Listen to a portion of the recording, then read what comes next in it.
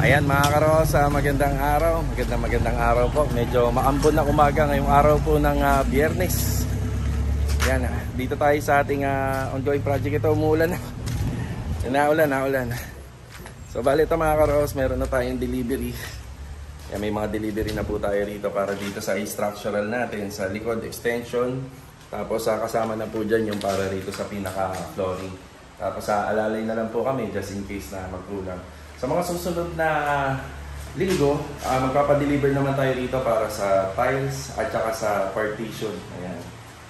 So ito, check muna natin yung delivery natin. So dito si JP. Good morning JP. Good morning. Ayan, good morning. Tsaka si Justin. Ayan o. Morning. Ayan po si Justin. Bali pinapasok po nila yung ano natin mga pamorma. Yung mga dati kasi naming pamorma, yung ginamit po sa phase 5 at saka dun sa project natin sa phase 4. Wala na po yun. Reject na. Kaya ito. Bali, ordinary plywood lang to na 1/2. So 1/2 para matibay, para hindi masyadong bumaklas. Kahit ordinary lang, medyo makapal na. Tapos D12 to na 2x2 by 12 feet. Yan, D12. Bali sa ano po, sa poste, makakagawa na po kami ng ano yan, mga 3 or 2 magkakasabay. Hanggat maaari pa, baka kayanin ng 4. Medyo umambon lang. Dumaan lang ang ambon, tapos umulan ng konti. Okay, dito na tayo. So, ang basis natin dito, yung pinaka-septic.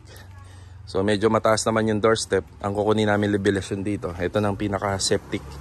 Yung pinaka-concrete cover niya kasi para hindi po nakausli. Yan. So meron tayong tubular na rito para sa gagamitin trusses at saka gagamitin natin na hamba ng pinto. Yung pintuan kasi na nandun sa likod, yan din po yung ililipat natin para dito. So yung pintuan nito, nasa gawing kanan, nasa gawing kaliwa naman yung bintana. Para yung baling po ng pinto, sakto dun sa pader. Ito may graba tayo rito, may buhangin, ayan bakal natin.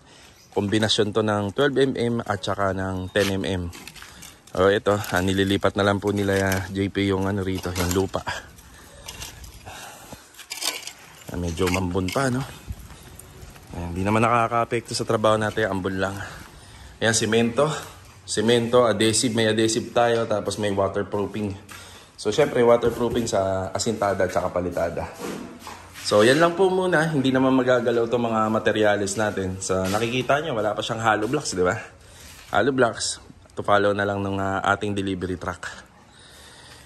Okay, sa assignment natin, ito matatapos tong araw na to. Mawawala na po itong puno ng malunggay dito. Yan, nakahiram na po tayo ng pamputol niyan.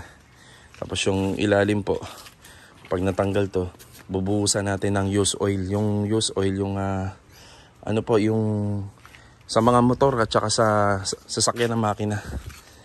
Ayan na. Bubuhos natin yan pati ito sa maliit na puno para tuluyan na mamatay yung ugat niya. Yeah, update na lang ngayong araw po ng Biyernes dito sa project natin na 54 square meter. Maliit lang naman to pero bigyan namin kayo ng idea araw-araw. Yan, tutok lang sa mga ganitong klaseng renovation. Medyo basic lang kasi yung ano nito, yung renovation. Hindi siya talaga totally finished. Alright, let's go. Ayan, balik tayo rito. Bonus stage to, tingnan nyo. Hindi maaraw. Ayan, masarap magtrabaho pagka ganito. Ganyan lang yung weather. Basta hindi umuulan. So ito yung update. Ayan o, nililinis na po nila yan dyan. Tapos dito, unti-unti na po pinuputol. Pinuputol yung mga malunggay.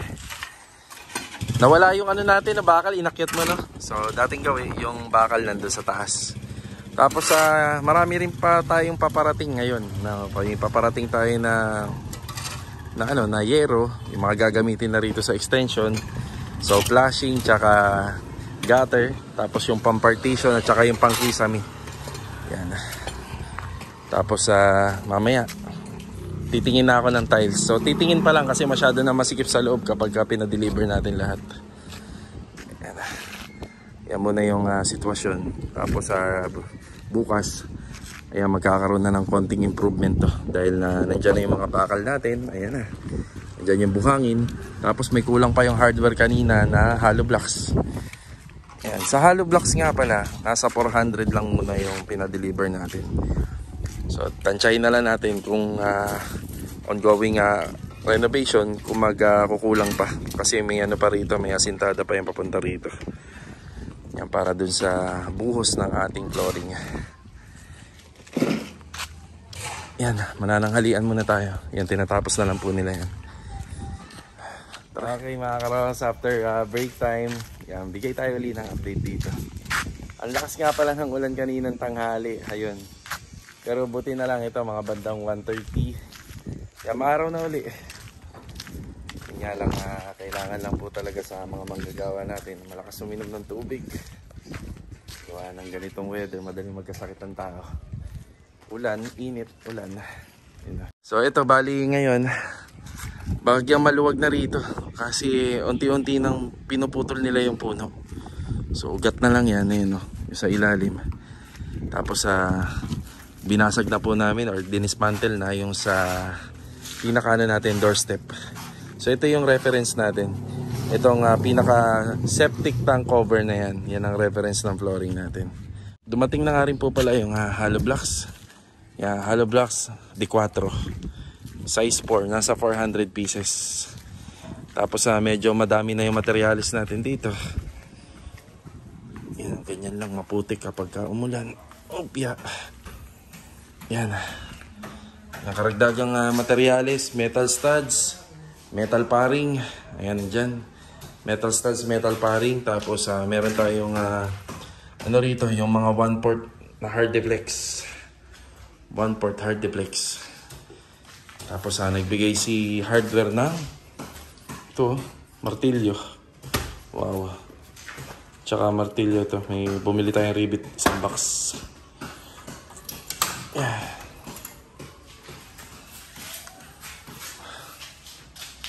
Ganyan na itsura rito. Yeah. Nagpakabit sila ng tubig kasama sa paglilinya, tsaka mayroon pang linya ng faucet doon, pero babaguhin din po namin yan.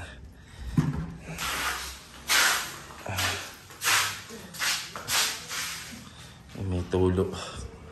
Yun o, may tagas. May tulo. Konting ulan lang, tumulo kagad. Metal paring. Tsaka si channel bar yan o. Metal studs at saka metal track. And division ng kwarto. Yung sa kisame dito, mas pinili po nila gawa sa hard deflex or fiber cement board yung kisame rito. Bali yung papasok na kisame dito, nasa 4 na piraso yan. Yan, 4 na piraso. Tapos dito naman, isang kwarto lang.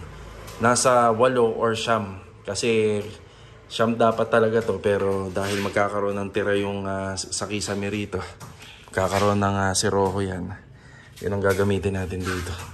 Yung kwarto nga pala nila, sir, ang gusto nila nandito banda. Tapos ito, balang araw, kapag napatapos nila yung bahay nila, pwede po itong tibagin yan, yung wall na yan. Pwedeng tibagin yan, gawing sliding door. Diba? Para maluwag at saka magbibigay ng sunlight dito sa loob. So sa ngayon, ito yung update muna. Yan, babalik na lang po ulit tayo dito. Yun, malunggay. Lumuwag na, no? Yan, lumuwag na. Wala yung mga puno. Nalinis yung pinaka flooring dito. Yung lupa. Yan yung naging stockpile namin. Yan, naka-organize yung gamit dito. Ayan, bali may excavation sana tayo rito, pero mas pinili na lang natin na gawing stockpile.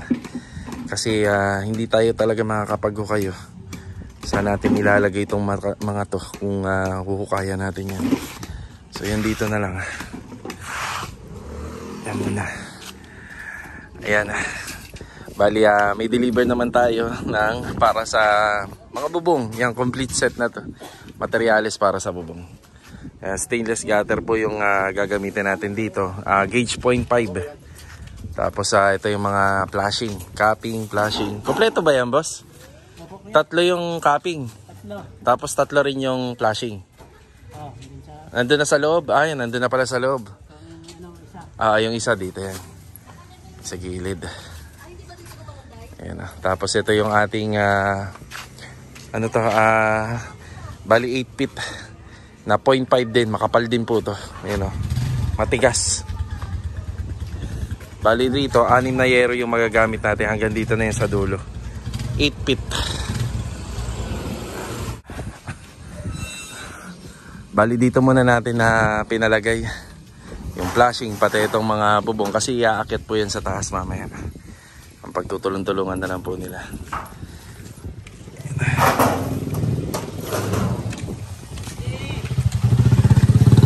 Tapos ito yung flashing na unang pinasok nila kuya. Yan, sa labas na lang din.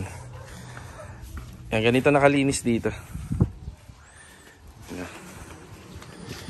Yan yung graba at saka yung buhangin. Ayan, hindi tayo nakasagabal sa kalsada. Tapos nilagyan namin ng hollow blocks to. Yan, para maayos.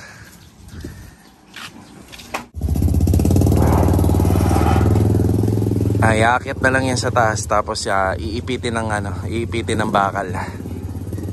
Yung tungkol nga pala sa tiles, baka bukas na lang. Kasi grabe na, masikip na rito. Dito kasi kami maghahalo ng semento eh. Ayan, wala na tayong hahaluan. Ayan, baka bukas bumili na tayo. Total naman, meron na po tayong design ng tiles na para rito. Hindi na tayo mahihirapan pumili. Ayan, nakapagpasa na si client owner.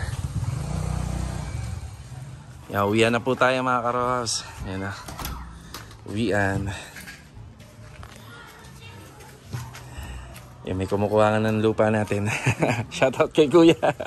Yan, at least nababawasan po yung tambak natin dito. Yan, pwede naman po yan. Yung iba kasi nagkaka-interest, kinukuha po yung lupa pang halaman. Yan. So ito yung finish ng trabaho namin ngayon. Ayan, segregate muna. Segregation kami. Tapos tinakpan po namin ng trapal. Itong trapal na to galing pa ng all home yan. Ayan. Minsan kasi tinataihan to ng aso. Kinabukasan, hindi, pagpasok namin may na siya, may mga dumi. Tsaka maganda rin po yan na may taklob. Para po pag umulan, maganda pa rin yung quality ng buhangin natin.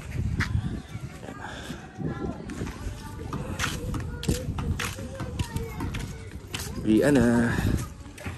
Uwian. Parang hirap na hirap kang magsara, JP. Ay na. Sige. Okay. Bale ito mga karos, kita-kita na lang po sa susunod na video. God bless. Ingat po ang lahat. Paalam po muna. Yan, papatuloy na lang ito bukas. Tara.